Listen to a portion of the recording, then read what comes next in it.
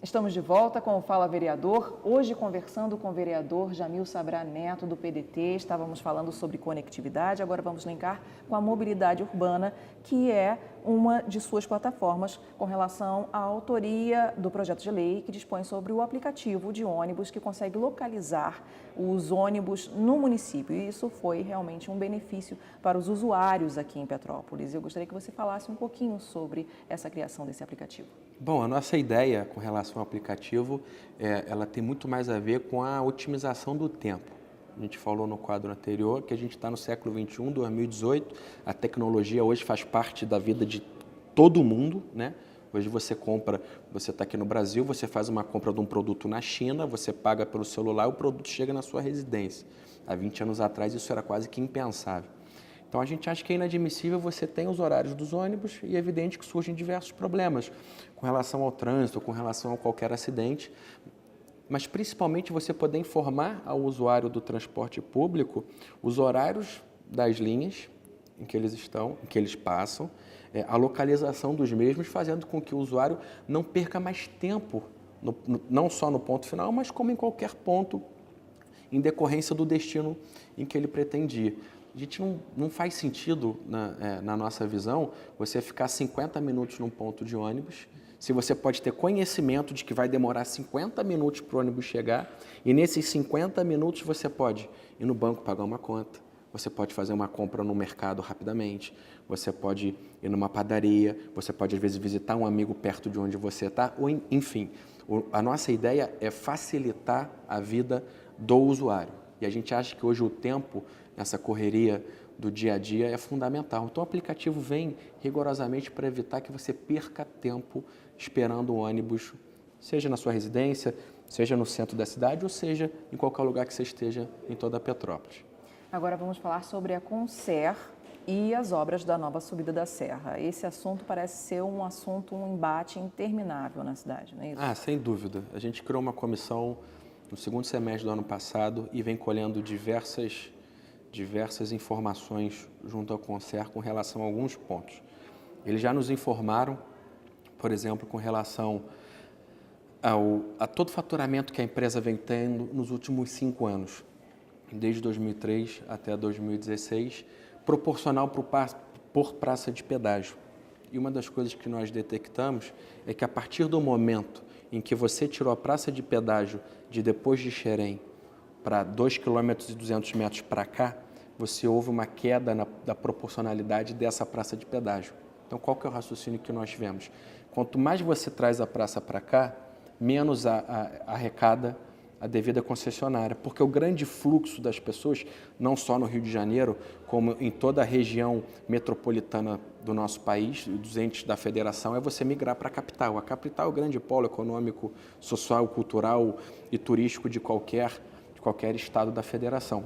O que a gente vem defendendo e detectando é que você jogue a praça de pedágio para o final da Washington Luiz, para onde começa o contrato de concessão da Concer. Com isso você consegue reduzir o preço desse pedágio e dividir todo o custo ao longo desses 24 quilômetros que só o Petropolitano paga.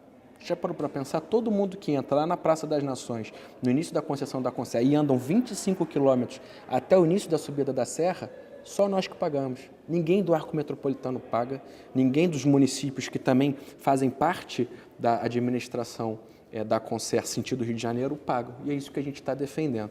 Com relação à obra, a gente vem acompanhando muito mais de perto agora a questão da cratera que abriu lá no Bingen no início do mês de novembro. Eu, inclusive, fiz uma visita recentemente lá e tive a oportunidade de analisar que a obra está praticamente parada. Ao invés de você chegar lá e ver dezenas de homens trabalhando para que você acabe com esse transtorno que está causando para 300 mil petropolitanos, para todos os turistas que vêm para a nossa cidade e para todo o tráfego econômico e logístico que passa sentido Juiz de Fora, sentido BH, por causa da duplicação de uma pista, não está acontecendo. Não tinham 10 pessoas trabalhando hoje para a questão da cratera. Tudo bem que taparam a cratera, mas não estão trabalhando para recapeamento asfáltico, melhor estrutura, para que você possa liberar essa via.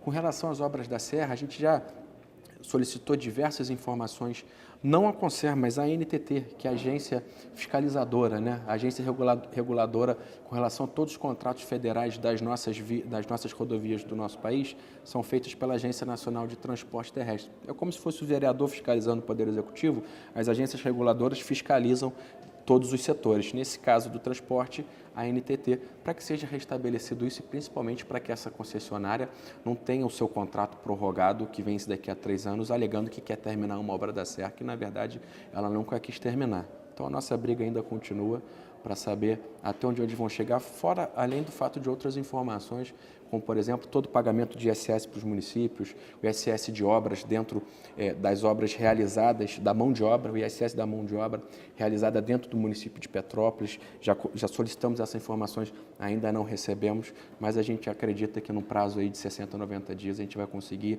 montar um relatório feito por todos os membros da comissão e entregar para o TCU, para a comissão da Câmara Federal responsável pelas questões das obras das rodovias federais, para que possa ser resolvido e para que o petropolitano pare de sofrer com relação a esse transtorno que a gente vive há mais de uma década.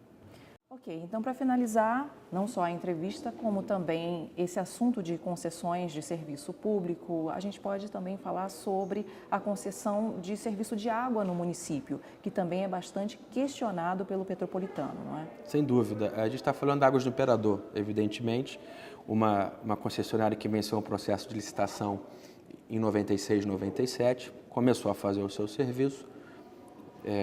Primeiramente, falar do bom serviço deles, que é com relação a toda a expansão de entrega de água para o petropolitano. Nisso eles foram muito felizes. Hoje realmente a água chega para praticamente 100% da nossa cidade. Mas tem 2 pontos, na verdade tem 3 pontos que a gente alega com relação ao serviço deles. Primeiro é a tarifa de esgoto que você paga, e você muitas vezes, aí cito mais as comunidades, quando você vai e visita as comunidades, eu quando vereador, você vê esgoto a céu aberto, e esse morador está pagando a taxa de esgoto. A gente está solicitando não só o cálculo desse valor e como é que esse valor é entregue e qual verificação, que tipo de perícia é feito para saber se o tratamento de esgoto nessas regiões, elas de fato ocorrem.